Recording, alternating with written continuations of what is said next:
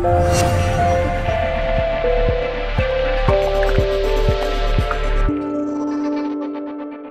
es licenciado en Medicina, autor de 8 libros sobre flores de Bach, traducidos ya a varios idiomas, y desde 1999 creador y director del Instituto Altamont. Aquí hoy nos va a hablar en su ponencia de cómo saber diferenciar las flores de Bach. Porque por muy terapeutas que seamos, muchos cursos que hayamos hecho, siempre tenemos algo más que aprender. Así que Ricardo, micrófono todo. Vale, muchas gracias Elisa. Bueno, espero que se oiga bien desde el fondo. Sí, ¿no? Si no me hacéis una señal y paso al otro micro. Bueno, cuando compramos un set floral, nos encontramos con que hay 38 botellines idénticos de 10 mililitros, algunos son de 30, bueno, 10 mililitros es lo usual. Entonces la tendencia es a pensar que hay 38 territorios equivalentes, ¿no? Aprendemos los 38 territorios y podríamos usar las flores si son del mismo tamaño, puesto que cada botellín es idéntico. Cuando nos aproximamos a cualquier formación o la vía autodidáctica, lo primero que surge es una catalogación entre sí y no, ¿no? Por ejemplo, esta, la que sea, creo que era Chicory, es emocional. Oak es mental, no es emocional. Esto, si nos fijamos, es el mecanismo elemental del aprendizaje que usan los niños, ¿no? Es un mecanismo polarizado. Sí, no, soy bueno, soy malo, ¿me quieres? No me quieres. Después, cuando la mente adulta adquiere la sofisticación propia, ya vemos más matices y, bueno, ya podemos ver que no todo es sí, no, blanco, negro, sino que hay toda una gama de matices negociables. Hoy oía en la radio del coche cuando venía, era un novelista, un autor, no sé de qué porque no oía al principio, y dice, no, nosotros no maduramos, envejecemos solo. Me hizo pensar, ¿no? Si un poco entonces todavía nos seguimos manejando en muchos órdenes, en esta polaridad, en esta dualidad. Bien, hay que decir que la descripción del Dr. Bach es solo un pequeño corte en un contexto mucho más amplio, el contexto de lo que hace la flor a todo nivel. Entonces, este corte descriptivo se sitúa entre el máximo positivo y el máximo negativo. Por ejemplo, en el caso de Clematis, el máximo positivo, ¿qué sería? Pues una persona que ha aprendido la lección de la afabilidad. Y podemos pensar, quien vio la película Amélie lo entiende. Amélie es un Clematis positivado, no necesita tomar la esencia porque es una persona afable, que se interesa por los demás. En esta hoja que he distribuido os he puesto las lecciones a aprender, el defecto a superar y los términos en inglés, porque a menudo las traducciones no son correctas. Se ha traducido Clematis por bondad, gentileza y cosas que no tienen que ver con la palabra filológica, filológicamente de gentleness. Bueno, entonces en la descripción de Bach la tiramos de la persona soñadora, impráctica, todo eso, la ponemos en el corte número 2. Está más cerca del positivo que del negativo. Una persona que no está aplanada afectivamente en Wild Rose y que puede añorar, vivir tiempos más felices, bla, bla, bla.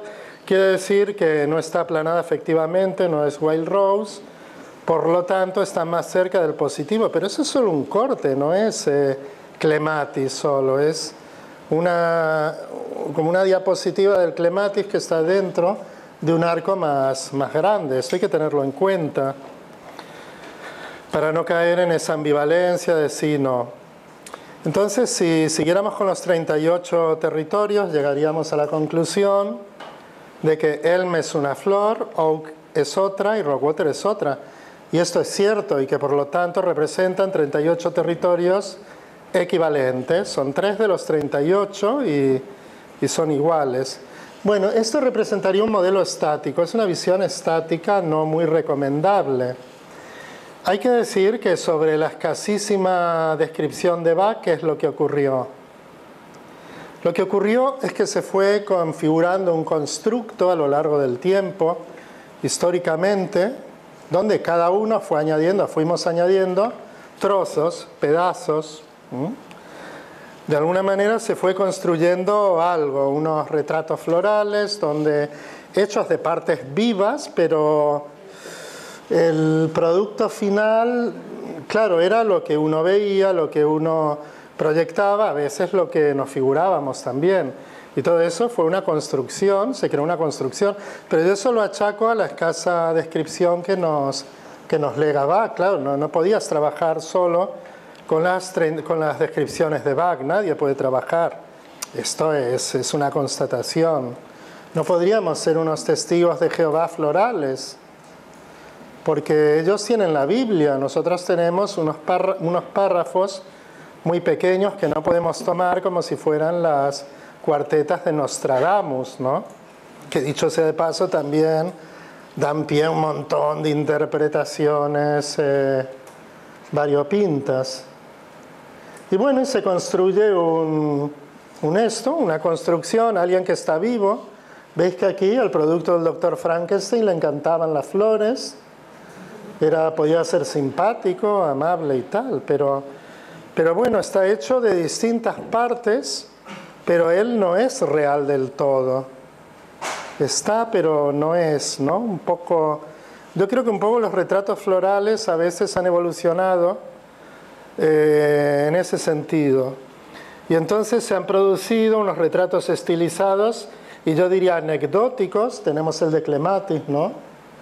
Es como una persona que uno dice, hombre, si Clematis es feliz en su mundo, ¿qué problema hay? Y yo digo, hombre, si terminas en la calle solo como un indigente, mi criterio de la felicidad no pasa en este momento por ahí. O sea que hay que ver un poquito más allá de esta parte, ya digo, estilizada y anecdótica, que después se compagina poco con la realidad que vemos cotidiana. O el retrato estereotipado y anecdótico de Walter Violet, esta persona orgullosa, distante, elitista. Esto en la realidad no existe, son interpretaciones desviadas de Beach, por ejemplo, o interpretaciones desviadas de la personalidad obsesiva también. Estos son construcciones, son como anécdotas que no se compaginan con retratos reales que salen de esa frankensteinización del sistema. Bueno, esta es mi visión, no tiene por qué ser la única. De hecho, cuando decimos la mirada de Bach, no, estamos hablando de la mirada que nosotros tenemos sobre lo que creemos que era la mirada de Bach. Esto hay que reconocerlo, ¿no? Bueno, entonces, o directamente la mirada nuestra. Modelo estático. Habíamos dicho que lo podíamos ver así. Pero ¿cómo sería un modelo dinámico? Un modelo que parte de la base que entre él, Yoke y Rockwater hay un territorio compartido, que es este de aquí. Él y Yoke confluyen en un 80%, no hay por qué exagerar las diferencias, como decíamos antes. Rockwater come un poco aparte, por eso yo he dejado aquí un territorio, porque tiene todas estas características de puritanismo, de obsesivo puritano, pero yo esto lo entiendo desde la mirada de lo que la psicología contemporánea entiende por la personalidad obsesiva, que no es una cosa a despreciar, porque ahí tenemos lo que Bach vio, también lo vio otra gente y lo estudió y escribió mucho más, y podemos aprovecharnos de esta mirada también de la psicología contemporánea, si somos pragmáticos. Y por otra parte tenemos que ¿son todos los territorios de igual amplitud? No. No vas a comparar una flor sofisticada y súper especializada que actúa sobre la emoción primaria de la tristeza, que es el Mustard, con el espectro de actuación del Impatiens. que es mucho más amplio, y cosa que lo hace estar en la fórmula del Rescue Remedy. O sea que hay flores de rango y de amplitud de espectro mucho más amplio que otras, nada de 38 estructuras equivalentes. Y las flores trabajan las emociones primarias, nos ayudan a gestionarlas en realidad. Siempre los que trabajamos somos nosotros, ¿no? Por eso hay una de la tristeza que es esta, simplemente tristeza. Nada de depresión, de causa desconocida. Y ahí sí que vamos a la fuente de Bach, que jamás habla de depresión en Mustard en ningún momento. Utiliza la palabra gloom, que tiene que ver con oscuridad y tiene que ver con tristeza digamos, en el sentido que él le da. Y después nos encontramos con que hay territorios que están englobados en el territorio de otras. Por ejemplo, si Cherry Plum nos ayuda a trabajar la competencia de la inteligencia emocional, que es la autorregulación, y en negativo el descontrol, White Chestnut es un tipo concreto de descontrol, donde algo se ha quedado atrapado, dando vueltas y repitiéndose aceleradamente. Es un territorio menor, sí, pero un territorio que está dentro de este otro. Bueno, pero históricamente nos vamos aproximando a todas estas divisiones, intentos de catalogación. Ayer fue muy interesante, porque salió todo el tema de las dos listas, todo el trabajo de Eduardo Greco, que es un punto de referente de todos los otros autores y formadores, mi caso incluido. Entonces, históricamente, hay tres remesas de flores, los 12 curadores, los 7 ayudantes y los últimos 19, aquellos a los que va, que nombra como más espiritualizados. E incluso esta segunda tanda, estos 7 ayudantes, se ha disparado el aire, ¿no? ¿Alguien lo puede...? Es que tiene vida propia. O lo puedes apagar un momento y lo encendemos. La vieja estrategia es apagar y encender. Apagamos cuando hace frío, encendemos cuando empezamos a sudar, ¿no? Es el yin y el yang a pleno. Aquí sí que no hay término medio. O pasas frío o pasas calor. Y esto lo sabe todo el mundo. Sí, bueno. Pero apagar no se puede apagar. Yo lo preferiría, ¿no? Porque... Se oye peor, además. Sí, se oye como un White Chestnut de fondo que te va destruyendo la mono... Me va quemando la mononeurona que tengo disponible. Bueno, sí, y los 7 ayudantes están hechos en 2 tandas también. Entonces, claro, son 2 tandas que están un poquito pegaditas, pero yo hablaría de 3 tandas. Claro, si juntamos los 7 con los 12, sale la lista y salen las 2 listas de las que se puede hablar también, ¿no? Es un sistema dual, de hecho. Por eso ahí la mitad de flores se preparan por solarización, las otras por cocción. Esta también sería una buena división. Pensamos que hay 12 estructuras tipológicas que entroncan con un defecto a superar, una lección a aprender. Ahí tenéis repito, la lista que os he dejado. Los 7 ayudantes tienen que ver con cronicidades, tienen que ver también con máscaras, como decía ayer Eduardo. Pero los 7 ayudantes es algo súper heterodoxo, porque encontramos flores que yo diría olive, evidentemente no es una tipología, ¿no? Es un estado sobrevenido de agotamiento, pero Igors es una actitud también ante la adversidad. Podría ser una máscara, como dice Eduardo, ¿no? Oak es una personalidad, se llama la personalidad obsesiva. No hay duda, Oak es el prototipo de la figura patriarcal obsesiva, ¿no? Del obsesivo patriarcal estándar, digamos. Ese es Oak. O sea, para mí es un tipo de personalidad, aunque no esté entre los 12 primeros. Y él es otro, él por ejemplo está por aquí, ¿no? Bueno, pues es un tipo que representa el obsesivo moderno. más individualista, es también una personalidad. O sea que a mí se me mezcla todo, porque aquí encuentro flores de estado, Heder, que pertenece a la personalidad histriónica. Hay personas Heder que son Heder de siempre, no es un momento en la vida, ¿eh? Pues lo puedes vivir como estado, pero básicamente es una tipología también, junto con Agrimony, configuran lo que conocemos por la personalidad histriónica, antiguamente llamada histérica. Rockwater es el obsesivo puritano, el obsesivo más patológico que pueda haber. Y esto es una configuración de personalidad que se fragua en la infancia y en la adolescencia. Ahora que detrás de esto puede haber una de las 12 tipologías, no digo que no, es muy posible. Con los últimos 19 pasa lo mismo. Hay flores de rasgo de la personalidad, como Pine, la culpabilidad. Eso podemos verlo, por ejemplo, en Centauri. Y en los obsesivos anteriores hay el rasgo de personalidad de la culpabilidad. No hay duda, tienen que tomar Pine. Pero también hay estados transitorios. Hay estados de angustia extrema, Sweet Chestnut, que la gente vive como si fuera un ataque de pánico, ¿no?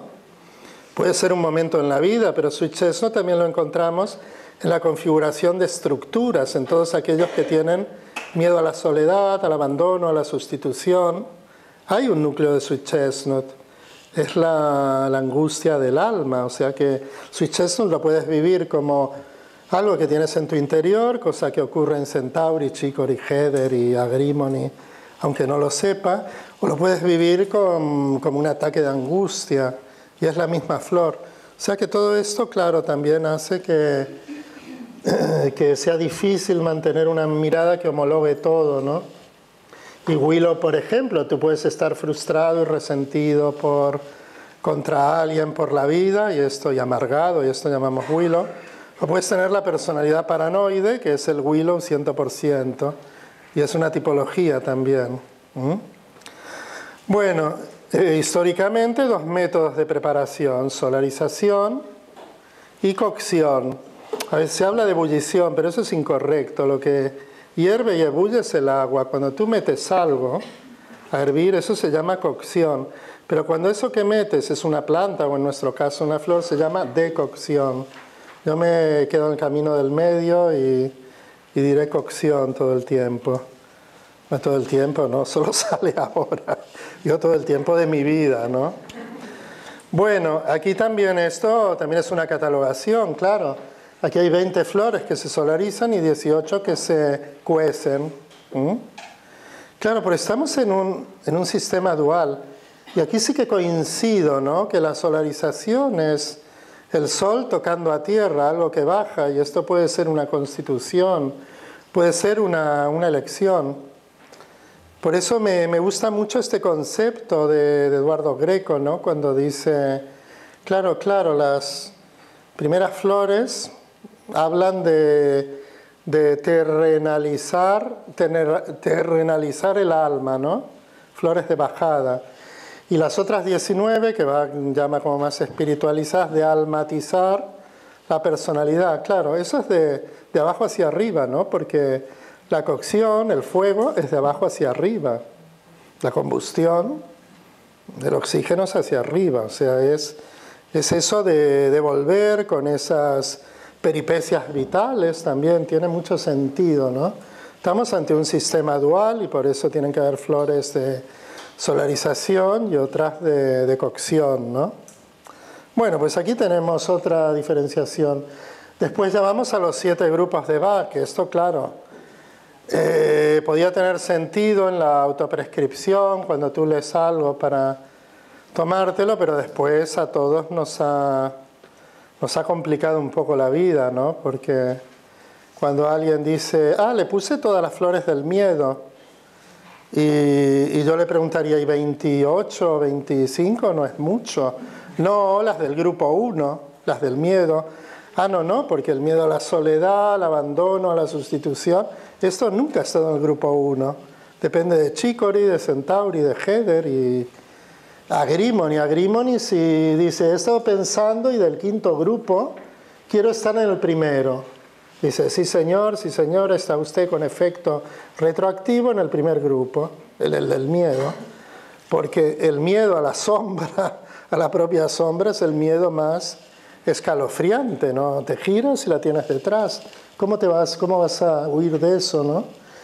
Y bueno, y Centauri puede estar en la del miedo, más miedo que Centauri, al abandono, a la sustitución. Tanto miedo tiene que tiene además que generar Red Chestnut porque le sobra el miedo.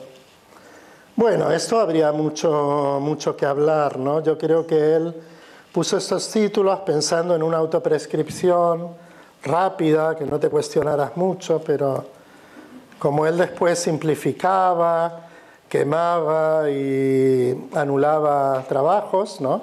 Ahí están las cartas a Daniel.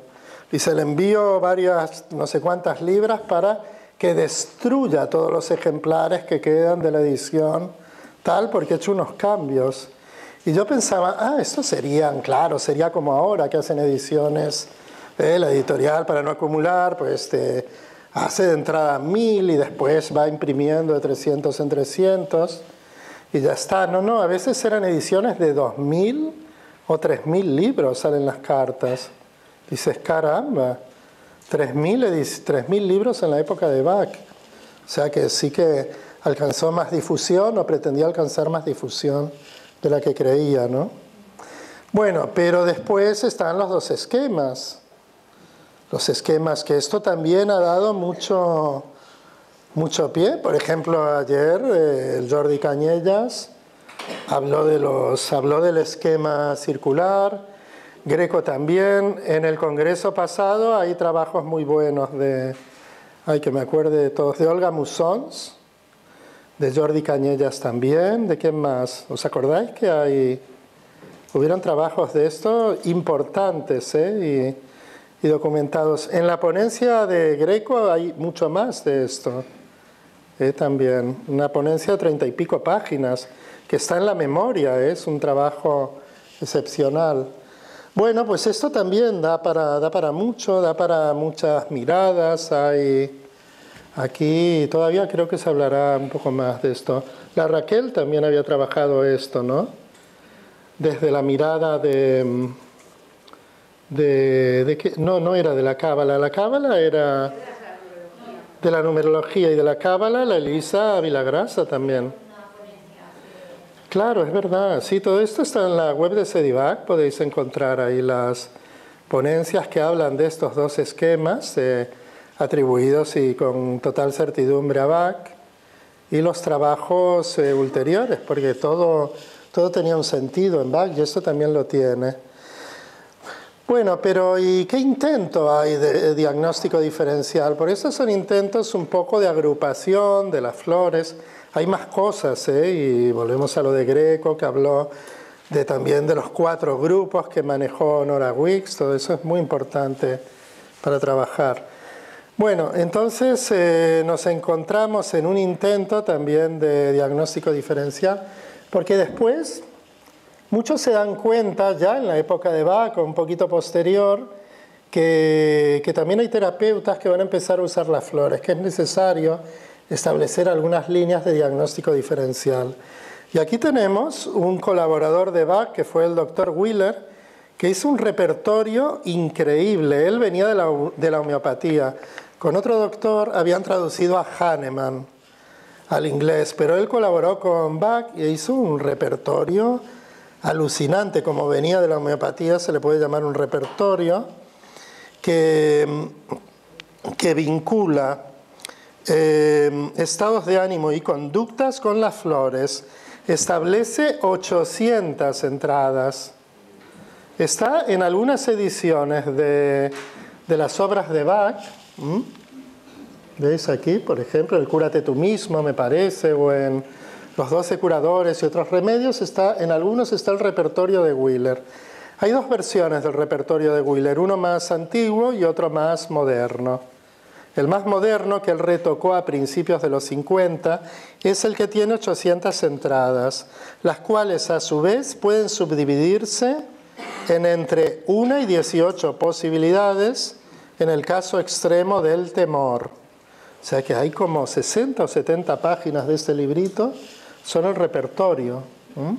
Y habla de estados de ánimo, del miedo, claro, ahí se establecen un diagnóstico diferencial y es algo que que da para indagar, ¿eh? Es muy interesante.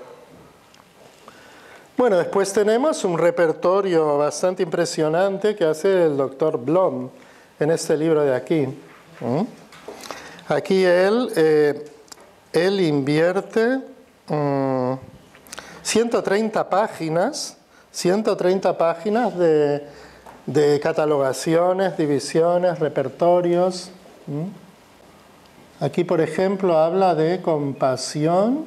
¿Se puede leer desde ahí? Es que no leo un carajo.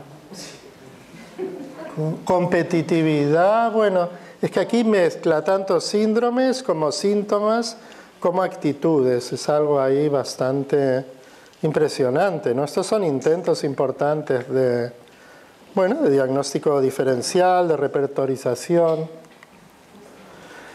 Después tenemos que ir a Chancellor. Chancellor ya se nota que escribe para terapeutas. Él ya no tiene unas descripciones tan positivadas como las de Bach. Si leemos, por ejemplo, la descripción que hace Chancellor de Chicory, yo no sé qué le habría pasado a él con su madre, pero dice, ellos son los verdaderos vampiros de la humanidad, aunque ellos digan que no, y dices, caramba, qué descripción tan... Pero ahí no está escribiendo para Chicory, para que te lo tomes. Nadie se va a ver como un vampiro de la humanidad. Está escribiendo para otra gente, seguramente para terapeutas. Y el manual ilustrado de Chancellor va en ese sentido. Bueno, por ejemplo, Chancellor dice... El tipo Impatiens se diferencia del tipo Verwein en que éste agota su vitalidad porque abusa del esfuerzo y de su fuerte voluntad. En cambio, la persona Impatiens se agota por frustraciones y esfuerzos nerviosos cuando las cosas no suceden a la velocidad deseada. El tipo Impatiens prefiere trabajar solo y sin impedimentos y cuando logra eso, jamás intenta influir en otros, como suele hacerlo el tipo Verwein. Bien, no hay mucho diagnóstico diferencial en Chancellor, esto lo sabe cualquiera, pero lo compensa con unos deliciosos resúmenes de cada flor, lo que lo hace de casos tratados con la flor, lo que lo hace un manual imprescindible para quien quiera investigar. Bueno, más adelante se va a producir un goteo de autores que dejan caer algún pequeño diagnóstico diferencial, como por ejemplo Schaeffer. Sobre todo este libro para mí es el mejor libro que se ha escrito o no escrito por Bach. Aquí yo creo que además fue un libro muy pionero del 89 y muchos cuando lo leímos, cuando estuvo editado por Urano, que no sé si fue en el 92 o por ahí, ya creo que nos decantó a muchos a que queríamos ser terapeutas a partir de leer a la Schaeffer. Por eso ayer decía, no en broma, en serio, que todos hemos mamado de la teta de la Schaeffer, todos los autores, y el que diga que no es cierto, o se lo ha perdido, claro. Bueno, y después hice otra broma que todos habíamos mamado de las obras de Greco. Entonces también, y eso es cierto porque también nos ha hecho crecer, nos ha hecho pensar, nos ha enseñado que claro, que aquí había mucho más de lo que se decía por ahí, esa mirada tan profunda, ¿no? Y tan filosófica al mismo tiempo. Bueno, Schaeffer, claro, hace también alguna aportación, aunque no está muy especializada en el diagnóstico diferencial, ¿no? Dice, por ejemplo, Gortz, aunque esté desesperado, el paciente se deja persuadir para intentar una nueva forma de tratamiento. Wild-Rose es más pasivo y apático que Gortz, ya no está dispuesto a probar algo nuevo. Rock-Rose, extrema sensación de miedo en una situación concreta, se manifiesta exteriormente. Cherry Plum, el miedo a los propios conflictos subconscientes se disimula todo lo posible, se deja traslucir poco o nada al exterior. Bueno, son aportes que, claro, en una época en que no había nada de diagnóstico diferencial, era como el maná, ¿no? Todos decíamos, claro, fíjate como que esto tiene esto, que la otra no tanto, y así un poco fuimos fuimos autoformándonos. A medida que va creciendo la demanda de una literatura más especializada, yo también, mi contribución es con el psicólogo Clemente Sánchez, lanzamos este primer manual del diagnóstico diferencial, que es el 99. Para mí ya es un trabajo ahora superado, que ha quedado anticuado por una visión desarrollada, pero que se movía dentro de lo estático y de lo anecdótico, también hay que recordar, pero bueno, en esa época tuvo su papel. Ahí ofrecíamos una comparación entre 130 combinaciones de flores partiendo de lo que nos puede confundir y de lo que hay que tener en cuenta para diferenciar. Pero más adelante, ya en el 2011, esto no era, ya en el 2011 entonces, claro, yo ya estaba imbuido gracias al trabajo que hice con Boris Rodríguez, el psicólogo cubano con el que trabajé un tiempo, y que él me reveló la existencia de Theodore Millon, y esto para mí fue como representó una apertura absoluta hacia lo que podía aportarnos la psicología contemporánea en la profundidad de las descripciones florales. Entonces, en este segundo, el manual diagnóstico diferencial, el nuevo manual, ahí ya se ve reflejada esa visión más dinámica, más enriquecida, ¿no? Con lo cual ya este libro, por suerte, conseguí que se descatalogara el verde, digamos. Que aquí hay una paloma cátara, una portada muy bonita, ¿no? Me hizo una pintora. Bueno, pero entonces, una visión, por ejemplo, estática y anecdótica de Centauri, diríamos, no sabe decir que no, se deja someter, ¿no? Esto es más o menos un retrato que mucha gente maneja y algunos se quedan ahí, pero claro, es que Centauri es mucho más. Eso sería una visión como recortada, muy estática, ¿no? Se deja someter, bueno, pero entonces si vamos a una visión un poquito más dinámica y profunda, encontramos Centauri en lo que la psicología contemporánea llama la personalidad dependiente. Y entonces nos enteramos que, claro, tú coges ahí Theodore Millon o cualquier autor que tenga esta mirada y simplemente cambias dependiente por Centauri y ya está, y tiene 50 páginas de literatura científica y cambias Mimulus por evitador y pasa lo mismo. Es muy fácil, eso es lo que hice, y ahí tenía todas las cosas que yo había visto pero que no estaban en ningún libro, ya estaban descritas. Pero para eso hay que salir de la burbuja de lo anecdótico, ¿no? Y profundizar. Yo me di cuenta a los 50 y pico que si no hacía este movimiento me quedaba ahí en la exageración de la anécdota, ¿no? Simplemente. Bueno, entonces muchos centauris han sido educados en un ambiente sobreprotector a cargo de Chicory, puede que una madre Chicory, un padre Vine, las tietas Red Chestnut, el abuelito ya que tiene mucho miedo, todo esto que ha creado un círculo protector asfixiante sobre muchos centauris y no les ha dejado crecer, no les ha dejado evolucionar, no les ha dejado que la mente adquiriera la sofisticación de la mente adulta. Han vivido en un círculo de seguridad donde más allá de ese círculo es el territorio comanche. Entonces ahí entiendes que el centauri no es que alguien lo secuestre y lo someta a la esclavitud, es que al no haber desarrollado una identidad propia, generalmente por esa sobreprotección, lo que le ocurre es que para salir del círculo protector necesita alguien que le ofrezca toda esa garantía y toda esa seguridad que ha tenido. Y normalmente son parejas fuertes, dictatoriales, relaciones muy desiguales, y por eso se llama personalidad dependiente. No es que anule su personalidad, es que no la ha desarrollado. Por eso Bach a Centauri le adjudica el defecto de la debilidad y ha venido a corregir el defecto de la debilidad y a desarrollar la virtud de la fuerza. Pero para eso necesita empoderarse, toda la historia, pero es lógico que elija encarnar en una familia asfixiante y sobreprotectora, porque eso tiene que ver con su lección a aprender, ¿no? sea que aquí podemos unir las dos miradas, una más evolutiva, que es esta de Bach, las lecciones a aprender, pero ¿por qué no valernos de otros que han hecho descripciones sobre la misma cosa, ¿no? Yo uso los dos códigos y ¿qué es antes, el huevo o la gallina, ¿no? Dirías. Son al mismo tiempo las dos, ¿no? Tú eliges, pero también te conformas, ¿no? El estilo de aprendizaje, el entorno también te imprime cosas, ¿no? Entonces son las dos cosas al mismo tiempo.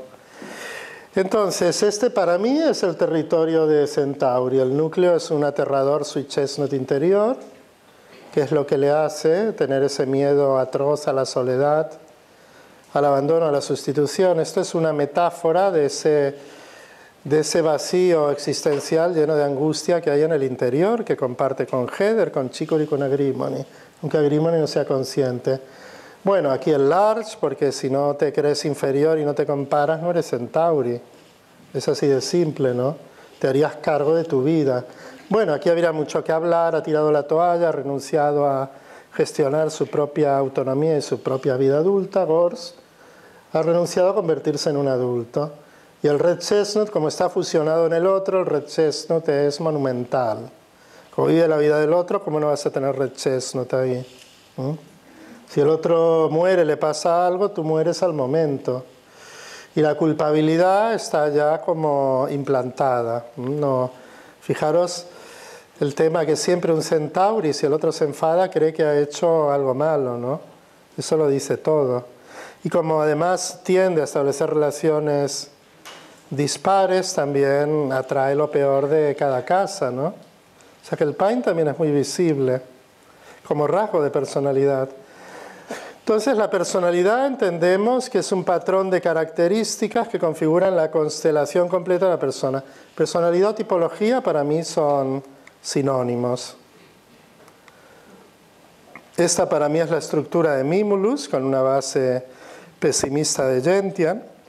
Una tipología es un territorio floral. Esto está lo encontraréis en el pendrive.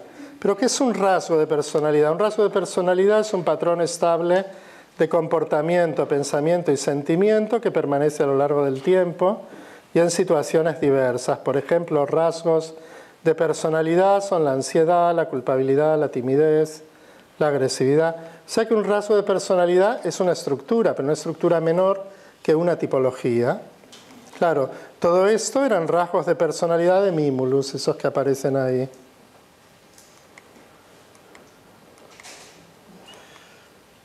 La creencia distorsionada de inferioridad es un rasgo de personalidad, que tienen, por ejemplo, Centauri, tiene Mimulus, tiene Gentian.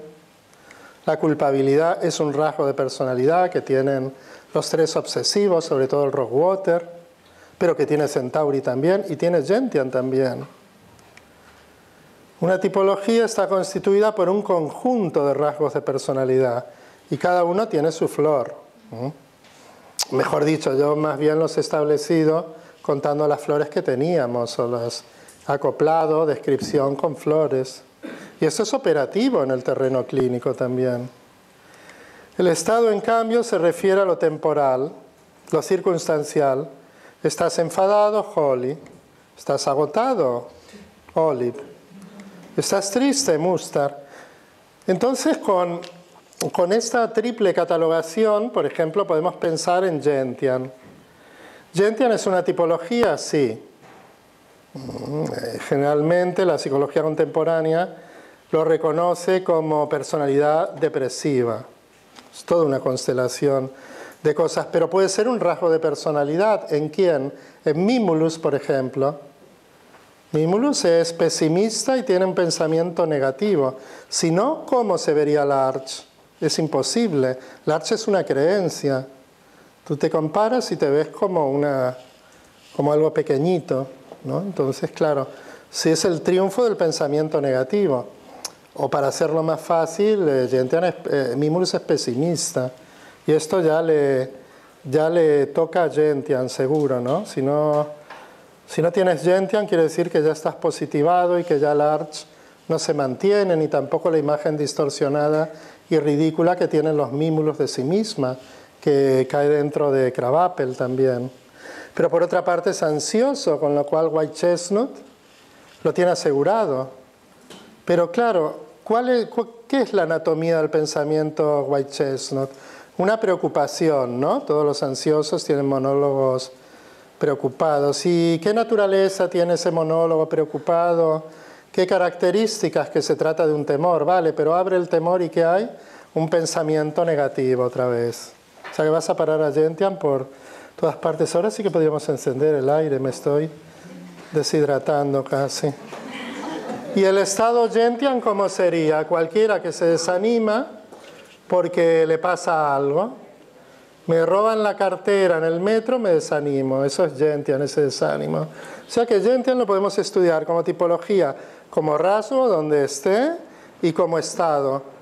Para mí es la manera de entender las flores, pues si no, nunca se sabe de qué estamos hablando. Cuando uno dice los large, los Gentian, ¿vale? ¿Qué estás hablando? ¿De un estado? ¿De un rasgo presente en una tipología? ¿O de una tipología o de qué? Yo creo que esto es necesario para profundizar. Entonces, he hecho una catalogación de todas las flores. Aquí no se ve nada, pero en el pendrive sí que lo veréis. De cuáles para mí tienen características tipológicas, cuáles de rasgo y cuáles de estado. Algunas tienen las tres, algunas como el olive para mí tiene solo el estado, pero bueno, esto es un prototipo negociable, ¿no? Vale, vamos a ver un modelo de diagnóstico diferencial aplicado de impatiens verben. Impatiens es el de más acá de la moto, el otro ya tiene problemas generalmente con la justicia. Territorio compartido y con las normas. Territorio compartido para mí es este de aquí. Quizás hay un poquito más. Y ahora veo que los círculos tendrían que abarcar un poco más. Y entonces, ¿cómo podríamos hablar del territorio compartido? Son impulsivos. A ver, perdón. Aquí, sí. Impulsivos, viscerales, inflamables, espontáneos, demasiado espontáneos, impacientes, bruscos, agresivos, autoritarios, acelerados, muy poca capacidad de autocontrol, cherry plum asegurado, mentalmente rígidos, nada diplomáticos, no serían buenos psicólogos, ni un impatiens ni un verben, Individualistas con tendencia al aislamiento, bastante superficiales y primarios. Estilo de acercamiento brusco, impositivo. Generalmente creen estar en posesión de la verdad y son ansiosos. Todo eso es lo que tienen en común, pero hay muchas diferencias. Como tipología. Verben, por ejemplo, es antisocial, desafiante ante las normas, militante ante las normas. El principio de autoridad y antepone sus intereses a los del grupo. Impatiens, no. Persona convencional y respetuosa de las normas, salvo los límites de velocidad. Eso sí. Esa es la única ley que a mi modo de ver tienen tendencia a incumplir. Lo otro, colarse en las colas, todo esto, bueno, no es de mal gusto, pero no es ilegal, ¿no? La agresividad es mucho mayor en verben, arrebatos de ira que buscan dañar al otro y pueden llevarlo a prisión. Claro, carece de autorregulación. Entonces ahí cherry plum, el estallido, es lo que Freud llamó el ello. El necesito esto, lo cojo inmediatamente. Quiero sexo, no admito no por respuesta. Necesito dinero, dámelo. No me extraña que muchos tengan problemas con la ley. Yo no tengo la visión idealizada de Verben, ¿no? Se le ha dado muy fácilmente el título del idealista cuando Verben es aventurero, sobre todo. El idealismo para mí es secundario en Verben. Agresividad mucho mayor en Verben. Gracias. Arrebatos de ira que buscan dañar al otro y pueden llevarlo a prisión. Cherry plum, Holly. Claro, la pérdida del control se manifiesta en agresividad activa, Holly. Y esto es lo que da problemas en los verbens. El Holly, fijaros que en verben es algo mucho más dañino que en impatiens. Impatiens es apártate, ¿no? El verbing no, si te puede disparar, te dispara, es algo personal. En cambio en Impatiens la ira no es personal. Hay un matiz diferencial de Holly. Verbing no tolera la frustración, no admite un no por respuesta. Busca la gratificación inmediata. Problema muy serio de falta de autocontrol. Bueno, aunque Impatiens tiene explosiones de ira, no, esto ya lo dijimos. En Impatiens predomina el pensamiento y el pragmatismo, la toma de tierra. En Verbing la emocionalidad, que le lleva al fanatismo y en algunos casos al idealismo. A veces se ha descrito Verbing como que está en el plano mental. No, Verbing es la emoción pura de la satisfacción inmediata. Esto no es mental. Ojalá hubiera más componente mental en Verbing para poder refrenar un poco el pronto emocional. Verbing no tolera el aburrimiento, mientras que en Impatiens esto no es una característica relevante. En Impatiens las limitaciones morales, hay limitaciones morales y éticas, o puede haberlas. En Verbing es muy difícil, porque Verbing quiere ser independiente a todo precio, y esto incluye, mucho más fácil, es un principio masculino Verbing. Entonces es el rebelde, malote, desafiante y agresivo, muy representado en el cine. Entonces el Verbing quiere ser libre, entonces tiene un hijo con una, la deja porque se siente asfixiado, no se hace cargo de nada, se va a vivir con otra a otro lugar y se cansa enseguida, también la embaraza o no. Bueno, son las historias de Verbing, ¿eh? Entonces hay mucho egoísmo y mucho autocentramiento en Verbing. Pues no tolera el aburrimiento, necesita adrenalina permanentemente. En cambio, Impatiens, ¿no? Es una persona en este sentido bastante formal, que establece vínculos durables y piensa incluso en el mañana, aunque sea deprisa.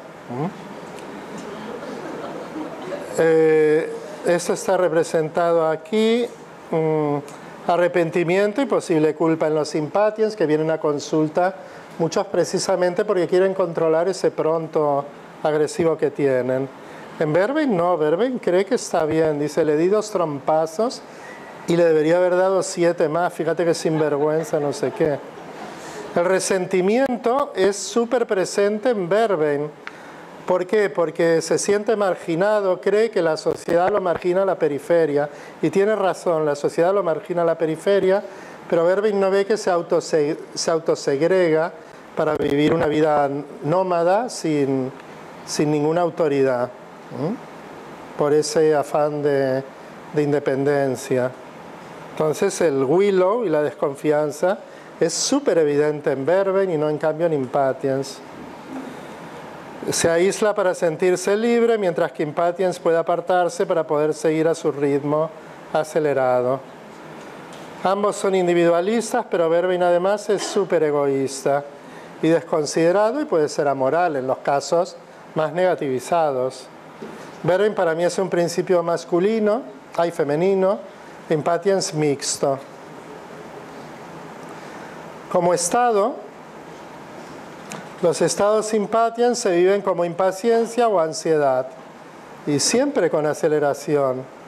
Los estados Verbing se viven como rebeldía, cuestionamiento de las normas. Esto lo vemos en niños pequeños, por ejemplo, lo vemos también en adolescentes que se rebelan contra la autoridad paterna, cosa que cumple un papel evolutivo también. Y ahí Verbing les puede ayudar a situarse en el tema de tu relación con el principio de autoridad y las normas. Eso puede ser muy útil en la vida futura. Conductas antisociales por tomas de sustancias. Por ejemplo, te tomas 4 cervezas y ya te saltas los semáforos, hay batallas en la calle de Cherry Plum. Esto es el Verbing antinorma de la desinhibición del alcohol o de otras sustancias, un clásico, ¿no? Bueno, yo esto lo planteaba como un poco un modelo. En la ponencia impresa encontraréis más cositas, ¿no? Pero es un poco uno de mis trabajos, ¿no? Para mí interesante y que puede ayudar, ¿no? tanto para entender las flores a más profundidad como a la hora del tratamiento, ¿no? Salir ya de los tópicos y abrirse un poco más a, de alguna manera, dejar de vivir en una burbuja floral donde parece que a veces somos un poco impermeables a la información de otras disciplinas que nos pueden aportar mucho. ¿Preguntas? Tenemos 5 minutos para una pregunta. Qué bien. ¿Sí? ¿O ha quedado todo muy claro? Ah, sí. Ahí. Sí, has dicho de Berben, por un lado, que Sí. era un principio masculino. Sí. Luego aquí has salido, y tú incluso que también has dudado, has dicho que suponía que es un principio femenino. No, masculino. Vale, pues exactamente. Sí, está puesto femenino. Ah, sí, en Berben, vaya, bueno. Bueno, pero eso es la influencia de Carmen, que es la influencia de Carmen. No, es una broma. No, lo que pasa en la sociedad, que lo que tiende a ser atractivo para el otro sexo se convierte en un estereotipo sexual. Por ejemplo, en Heather se ha convertido como en un estereotipo de la vampiresa, en la caricatura de la vampiresa devora hombres. Y al otro extremo, Berben se ha convertido en ese arquetipo, bueno, en ese estereotipo del malote, el bucanero, piratón, desafiante, aventurero, hiperindependiente, pero bueno, estos son como estereotipos energéticos. Y después tenemos Chicory Centauri como un principio inculcado ya social y todo esto, y después tenemos Oaky Vine en el lado masculino. Es un tema a tener en cuenta, ¿no? Sobre todo en este trabajo, por ejemplo, Carmen ya lo ha dicho ahora, el Vine lo ha situado como principio masculino, el Chicory también, todo el trabajo también incluye como flores que pueden favorecer la positivización dentro de esto, ¿no?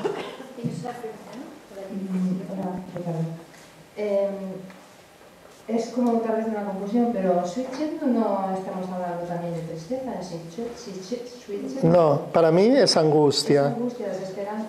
Y la angustia es algo activo, ¿no? En diferencia de la tristeza, que es algo pasivo, claro, son diferentes. Y son las dos últimas flores del sistema, tan importantes. Por eso entiendo cuando Bach hizo Musar, pero después Switchet nos dijo, vale, ya está, el sistema está completo. Y piensa que tuvo 14 meses para preparar 40 flores si le hubiera dado la gana. Porque las últimas 19 las preparó en 6 meses. Sobrevivió 14 meses, de los cuales 13 estuvo operativo, dando conferencias, trabajando y tan mal como había estado siempre. O sea que si no preparó más flores, además por el sistema abreviado de la cocción, fue porque no quiso, porque vio que ya con Sweet Chestnut el sistema estaba cerrado. De esto no tengo ninguna duda. Sí. Hola, Ricardo, gracias.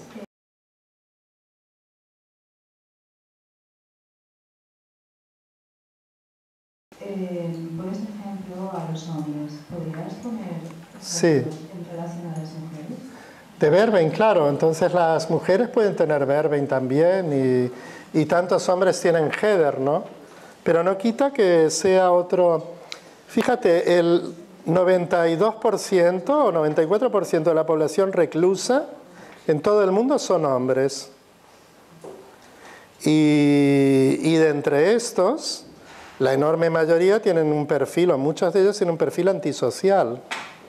Y ese perfil antisocial se llama Verben y se llama Vine. Que Vine también, en el caso extremo, son los psicópatas, que son por cada... ¿Cuál es la proporción? Habrá un 70-80% de psicópatas masculinos. Y eso es el Vine, el Vine primario. O sea, ejemplo de mujer Verben la hay, pero sería, sí, las hay también. Sí, claro que las hay, sí. Pero la mayoría de los que entran a atracar con escopetas y tal, y estos son hombres, ¿sí o no? Son los que sí, estos... En cambio, el principio Heather más femenino es transgresor también, hace lo que le da la gana, esto también. Pero parece que la violencia y lo acaba de decir Carmen hace un momento, las tribus que sobrevivieron eran las que, ¿no?, más energía masculina y mataron a los otros y tal. La violencia está mucho más codificada en el hombre que en la mujer. Yo esto no sé si es algo... Bueno, las mujeres somos más civilinas. No, yo aquí ni entro. Yo ahora hablo de la violencia, ¿no? Y sí, no sé por qué serán temas, no sé, hay mucha cosa ahí, pero bueno. Desde luego, al que no le guste Chicory como principio femenino, que diga si prefiere Vine como principio masculino, porque seguramente no. Sí. Bueno, muchísimas gracias. Todos somos todos al mismo tiempo. Gracias, Ricardo, por Vale, perfecto.